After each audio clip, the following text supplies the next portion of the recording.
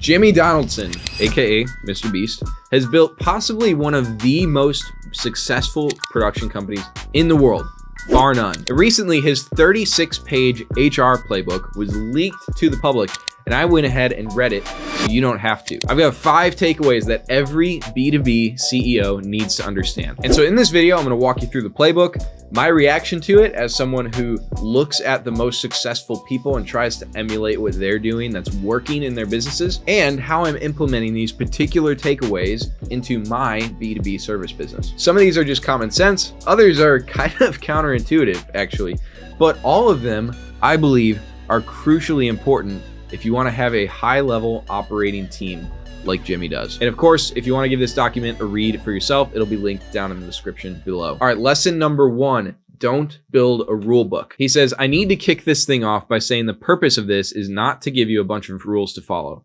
On top of that, I want nothing in here to be taken literally. What we do is complex and changes based on the situation. Okay, this is important. If your playbooks are perceived by your team as a list of rules to follow, then you're going to get very different outcomes than if it's a set of principles to just kind of keep as your North Star while you operate within this team. Layla, the CEO of acquisition.com, she says she actually doesn't like SOPs because people perceive them as just that, a set of rules to follow. She would much rather have organizational values and then continually be training her team in, okay, how do we live these values out in the way we operate on a day-to-day basis. At another point in this playbook, Jimmy's describing how to handle a specific type of project, and he follows it up with this. He says, you need to use your own intelligence based on the project to determine that. So if you give people room to use their intelligence, you will attract and retain intelligent people. Crazy, right? On the flip side, if you dumb everything down to the lowest common denominator, you will attract and retain the lowest common denominator. Chick-fil-A is a great example of this, right? They tend to attract people who have a really good attitude because they've essentially codified having a good attitude into the way they operate every single day. Even little things like saying, "It's my pleasure, you have a fantastic day," instead of "you're welcome." Technically, from a dictionary standpoint, these two things mean basically the same thing, but one of them has a very different connotation than the other. On the opposite side of the spectrum, there's Taco Bell, right? Like, they attract lowlifes who smoke weed in the kitchen because they've created an environment where lowlifes can smoke weed in the kitchen and still hold on to their job long enough to pay their car bill or their drug dealer. But if you create an environment where low performers can make it, you will attract and retain low performers. And as a byproduct, your A players aren't going to stick around long because they don't like hanging out with low performers. They know that that's dragging down their individual performance, and an A player is very concerned with their individual performance and how they're able to contribute their best and greatest to the team. On the flip side, if you create an environment where the low performers self-select out because they can't make it, then your A players are going to love you. They're going to stick for so long. This is exactly what Jimmy has done in his organization. He's made it impossible to be a low performer and to make it there. You either won't make it in the door in the first place, or you'll self-select out very quickly because you'll realize, man, this is way more than I thought I had signed up for. All right, lesson number 2, how to cultivate problem solvers. He says, I'm young and I'll be the first to admit I'm not perfect. I promise not a single person on this planet wants us to succeed more than I do. And no matter how much you work, you'll never invest more time into this company than I will. But I can't promise I'll always be right. Having said that, there are ways you can help me be right more often. So he then goes into describing everything that's on his plate to explain why he's not necessarily the best guy to ask every question because he's not intimately involved with every single function of the business. And he shares how to properly communicate with him given that understanding. So he says, instead of saying, hey, in a coming up video, we're giving away a car. What do you think of this Lexus? It's only 10 grand, which is how 99% of questions are asked towards me. Do this instead. We have a coming up would you rather video. One of the bits at the 6 to 9 minute mark, we will be giving away a car. We are still on budget, and the budget of this car is $10,000. I checked with PM. It could go up another $5,000 if you really wanted. I searched all of North Carolina for cool-ass cars around that price point, and here are 5 I got pre-approved by Creative, all on budget. I also got 5 other backup options that are less cool-looking and more average if you're going for that. Here's a picture of all 10 cars, the miles on the cars, and the information you'd want. Which of these cars do you think is best, or should I get other options? Okay, this is awesome. They're giving him all the context and all the information, getting him up to speed to make the decision on this. This is possibly one of the most important things you can train your team on. how to communicate with you. It's really important for us as CEOs to be able to keep our minds clear, at least during certain times of the day or certain days of the week, so that we can focus on driving the business forward and doing really what our best and greatest is for the company, right? But if you're constantly getting asked questions by your team every 5 minutes on these low-level decisions that they should be able to do themselves, where are you getting that time to actually drive the business forward? You might not be. Dan Martell's got a great story from his book, Buy Back Your Time, where his HR director comes to him and he's like, hey, Dan, we got to hire like 15 people in the next 90 days. I've never done this before. Like, what should I do? And Dan's response to him wasn't to like tell him how to do it. It wasn't to, well, when we did it before, this is what we did. His response was, hey man, I've never done it before either, and this is kind of what I hired you for. But if you put together a couple options and come back tomorrow, I'll talk through it with you. And the next morning, Dan wakes up, he's got a text from his HR director saying, I figured it out. Problem solvers are greater than doers. And this comes with the risk of them doing things wrong, right? This is probably our greatest fear that's holding us back when it comes to equipping people to actually solve problems. But this is just one of those calculated risks that us founders, us CEOs have to take every single day. Because if you never take the risk, you've just got a guaranteed outcome that nobody in the company except for you are going to be able to solve problems. And that's certainly not what we want. Lesson number 3, money doesn't solve problems. People always assume money is the answer. And if we just spend more money, we can give Jimmy what he wants. Now he goes on to give an example here. Which sounds cooler to you as a prize for a gaming video? $20,000 or a year's supply of Doritos? To me, Doritos is so much funnier, and I think our audience would find it effing hilarious. So let's say we define a year's supply of Doritos by 5 packs of Doritos a day for 365 days. That's 1,825 packs of Doritos. And a quick Google search shows you can buy a pack of Doritos for less than $1, but we can round up and just say $1 per pack. So our prize for the video just went from $20,000 down to $1,825 because we just didn't throw money at the problem and we used creativity. This kind of reminds me actually of a meme that's been going around Twitter lately of like the founder mode versus manager mode.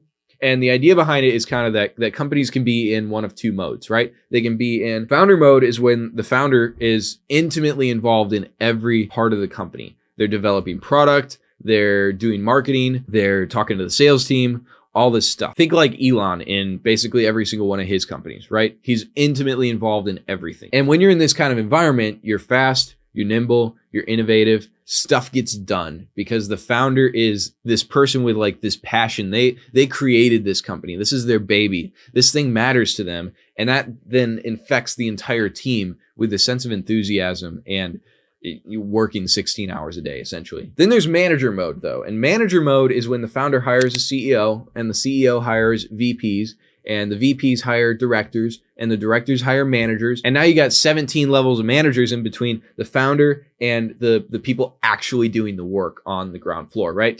It's super slow. It's super inefficient. And it never, ever, ever comes up with anything revolutionary. The perfect example of this, right, is Apple way back in the day with Steve Jobs at the helm versus Apple today. Like, how much innovation has Apple done on the iPhone, for example, in the last 5 years?